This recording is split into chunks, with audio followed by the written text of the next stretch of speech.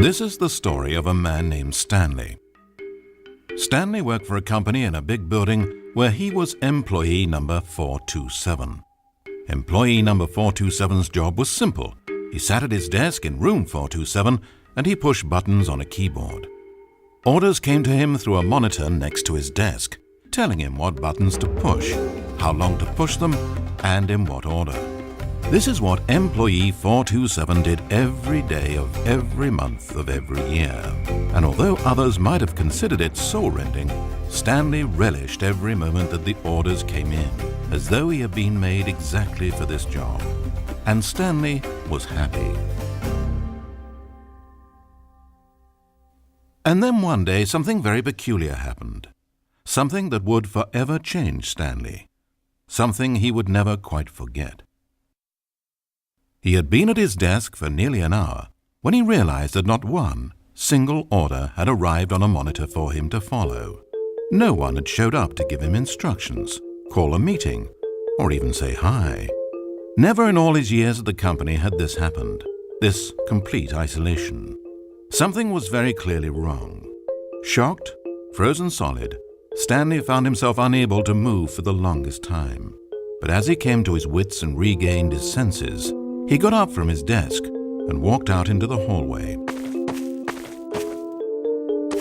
Stanley decided to go to the staff lounge to check on his co-workers. He never functioned well by himself and constantly needed support and guidance from others, so the thought of total solitude was terrifying to him. When Stanley came to a set of 2 open doors, he entered the door on his left. This was not the correct way to the employee lounge, and Stanley knew it perfectly well. So he turned left at the first open door and walked back in the right direction.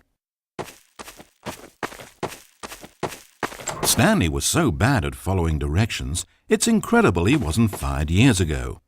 Maybe this is why everyone had left. No one wanted to be around someone as bad at listening as him. And since he was walking into the middle of nowhere and thus ruining the entire story, Stanley decided that he would punish himself. So when he came to the elevator and the doors opened, he stepped inside and pushed the button to go up.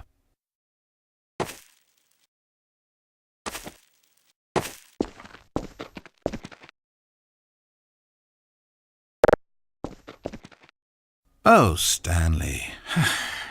You know, you really aren't going anywhere, and I don't say that deceitfully. I truthfully mean that there isn't a story down here. The story was back up where I told you to go in the first place. Right now, you're just running around looking at empty halls. And frankly, that's perhaps even more infuriating for me. So why don't you throw me a bone, give me a chance, and just let me tell the story I want to tell,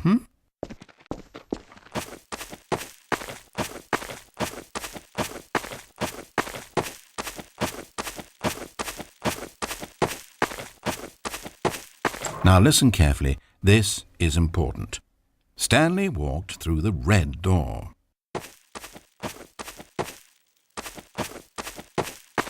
Aha, perhaps you misunderstood. Stanley walked through the red door.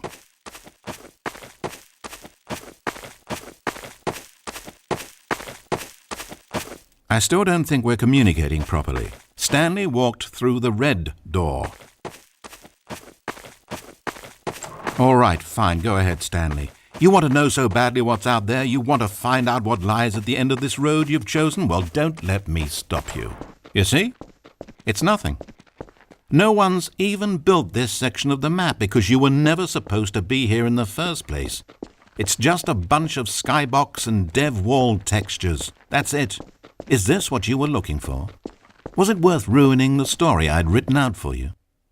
I put a lot of time into that, and now well, here you are now, just looking at nothing. To think that that's all I needed to make in the first place, just a whole lot of nothing, and you would have been happy. Well, hey, you still need a little something to do, am I right? Here, let me load up another map. See if there's something in here that'll keep you occupied. Ah, here's one. Let's boot this up. We'll see if you like it.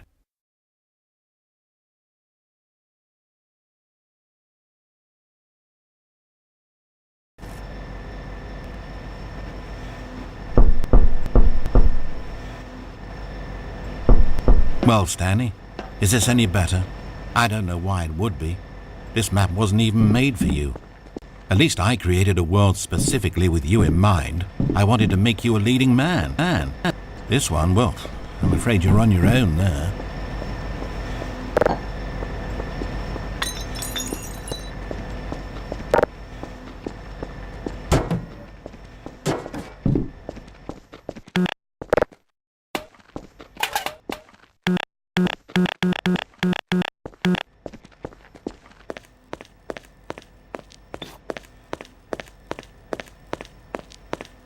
Stanley was fat and ugly and really, really stupid.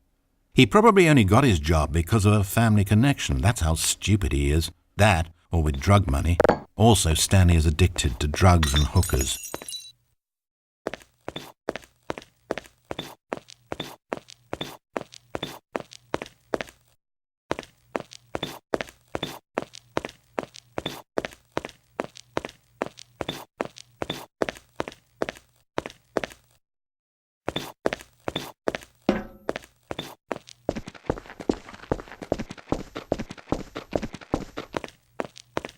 Hold up there, sport. I spent so long talking about you. Why don't we just take a break from that and talk about something else for a change?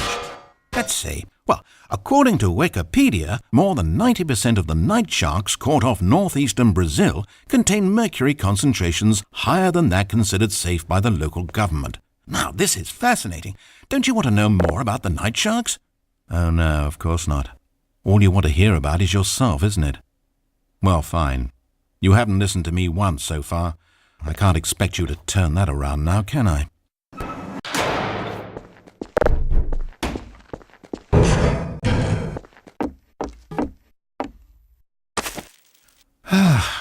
Is this the end of the line? I don't suppose this was a particularly fulfilling experience for you, considering not a single art aspect in this map was created with you in mind. But hey, you're a creative kid. I bet you can come up with a story about this place and why you're in it. And while you're doing that, why don't you think up an ending too? Because you certainly won't find one here.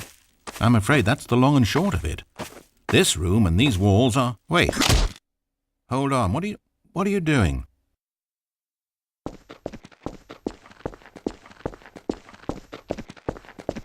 Stanley, don't do that. I can't follow you there. I can't help you. How will you write a story without me? You can't do it, you know that. Stanley, come back.